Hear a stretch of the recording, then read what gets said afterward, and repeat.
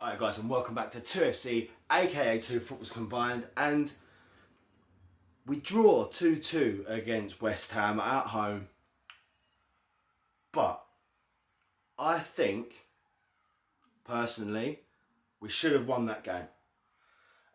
We had a lot of pressure towards the end of the game, but end of the day, we got a point. We needed to get something from this game. We needed to. Obviously, 10 games in with 4 points, it's not fucking good at the end of the day. But we didn't crumble after going 2-0 down. We got the penalty. From that penalty, I think West Ham had a good couple of chances, but that whole 40 minutes plus stoppage time, so 47 minutes, we looked a lot more dominant. We looked like we was going to score. Joe Hart pulled off some fucking fantastic saves, and credit to Joe Hart. Congrats. Like, seriously, for a team that has no strikers, we had a lot of shots on target and a lot of amazing saves from Joe Hart. The 2 goals that West Ham scored in the first half were amazing. Ayu's goal was fantastic, and Chicharito with some very lovely finishing. Wilf again, beast, absolute fucking beast. Where would we be without Wilfried Zaha? You know what I mean? Like, it's brilliant. Loftus-Cheek played his bloody heart out. Schlupp had a decent game. We should start Fosu Mensah over Van Aanholt. We don't know. It could just be a little bit of a pull. It looked like it was a hamstring that he went off for. The stream I was watching was in Spanish, so I couldn't really understand it. I know bits of Spanish, so I probably understood about 5 words in the whole game. But Fosu Mensah is a beast. He really is. He was working his bloody socks off today. He came on in the 10th minute, so he basically played a whole game. And he played very, very well. I don't remember Speroni having to save much, to be fair. Like I said, West Ham had a good few chances. They scored 2 amazing goals. I don't remember Speroni having to really make a save. If you look back and watch Joe Hart versus Speroni, Joe Hart pulled off some outstanding saves. You can see why he's England's #1 and has been for so long. He kept West Ham in this game. He really did. But fair play. I'd have been happier with a win, but I'm not disappointed with a draw. We needed something from this game, and a draw is fantastic. Let's get into it. It looked like it was going to be a boring fucking game. The first half an hour was shit. I was very close to falling asleep, if I'm being totally honest. I thought it was going to be 0-0. Because of the way Palace and West Ham have both been. Then, obviously, like I said, some things just happen for a reason. 29th minute, Wilf. Looks like he should have had a penalty. It looked like he'd been clipped, but obviously it's Wilf. No one's going to give Wilf a fucking penalty because he's diving. Looked like he actually got clipped. And then as soon as that happened, straight up the other end, Cresswell down the left-hand side, pings in a cross very, very low.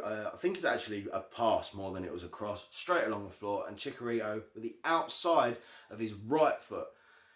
Like, as a striker, that's some hard shit to try for the ball to come across you and have the bollocks to wait for it to hit your right foot. You should have just gone with your left, but outside of the right foot, past Speroni. Fantastic. It was a brilliantly executed goal. The pass was a banger. Defensively, we should have probably got in front of Chicharito, but we didn't. The cross was brilliant, and the outside of the right foot, just the finish was amazing to me. A corner for us in the 35th minute. Tompkins looks like he's headed it wide.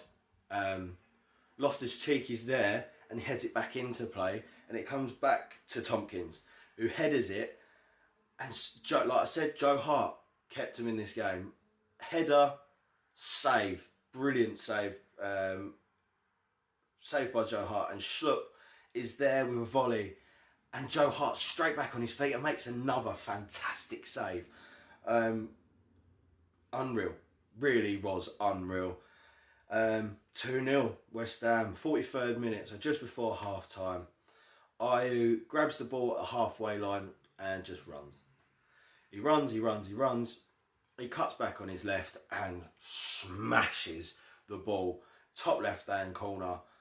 Speroni was no chance. The power on this shot, it was already in the back of the net before Speroni even knew what was happening. But where were the defenders to stop Ayew taking this shot from 20 yards out? They were nowhere to be seen. But the goal, I'm not taking anything away. It was a fantastic goal. We get a corner in the 49th minute, so 4th minute added on. Scott Dan, again, it looks like the header is going wide, but Loftus-Cheek is there. I'm trying to figure out, are we headering it towards goal, or are we actually heading it to Loftus-Cheek? Because he's always, two corners I'm talking about, he's in the right place, that is going wide, and he's trying to flick it on. It goes wide, but I just like the tenacity and the fight that we're trying to get back into this game, even with like the last corner of the game, corner of the half, sorry. It felt like we were going to get something from this game. So obviously half-time we're 2-0 down. I'm thinking, yeah, like I said, we could possibly get something from this game. Maybe should have had a penalty just before they scored the first. It could have been, but it wasn't. Whatever. And then second half, Ogbonna trips Townsend in the box. We get the penalty. See, if that was Zaha, it wouldn't have been given. Because Townsend is not Zaha, we get the penalty. I am not complaining. We got the penalty and Luca smashes it bottom left to make it 2-1 in the 50th minute. I'll take it. But I want to know, if that was Zaha that got tripped up, would have it been blah blah blah? Would it have been a penalty? Yeah, it have been. Yeah. Would it have been a penalty? Because we all know, Palace fans, we all know that Zaha, when he gets fouled, it's very unlikely that we're going to get anything, because the trickery and that he goes down easily, or the refs think he goes down too easily. It was a definite pen, and Ogbonna knew that straight away. Ref pointed to it, like I said, Lucas smashes it bottom left, and Joe Hart dives the wrong way, which is good for Palace, because it shows that Luca knows what he's doing on the spot. And I'm glad Townsend gave him that penalty, because it looked like he wanted to take it himself. Picked the ball up, he was running, gave it to Luca. Fair play, well done. 51st minute, ball from Wilf along the floor, Schlupp back to Wilf. It kept freezing. So it might have been a 1-2, I can't remember, but it ends up with Kabai's foot, who takes it first time. I'm guessing it was his right foot, and he smashes it, and I'm thinking, shit, it's 2-2 here, and hits the inside of the post and comes back out. How unlucky for Cabai. He had another great game as well. I don't want to say he hasn't. He had a good game. Yeah, unlucky there. Wilf, 54th minute. Wilf had a few step overs. He got into the box, had a few step overs. He took it with his left towards the left-hand post, and Joe Hart gets down, makes a fantastic save. And then nothing up until the 77th minute. Obviously, it was very back and forth, but nothing too interesting. 77th minute, Wilf gets in a good possession. Oh no, this is step overs. The step overs, he tried curling it to the right, Hart saves it. This is where Wilf gets on his left and pings it, and Joe Hart gets down to the left to make a fantastic save. 79th minute, we get a dangerous free kick.